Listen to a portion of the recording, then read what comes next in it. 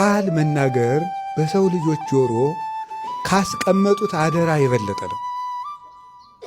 ምክንያቱም ሰውን በጋሬጣ እግሩን ብንግጠው ታጥቦ አልኮል ተቀብቶ ምን ብሎ ይድናል? ስንናገር ግን ልቡን ነው የምንወጋው። አሁን ያን ምንም ሊጠግነው አልችል ይላል። ቃላት ማለት ናቸው። ተጠንቅቆ መናገር፣ ደጋግሞ ማሰብ ይፈልጋል። ደጋግሞ ማሰብ፣ ቀድሞ ተስፋ መስጠት። እንደው በዚህ ስለ ንግግር ዋጋ ማስከፈል በጣም የሚያስደንቅ ታሪክ በተአምረ ማርያም አለ።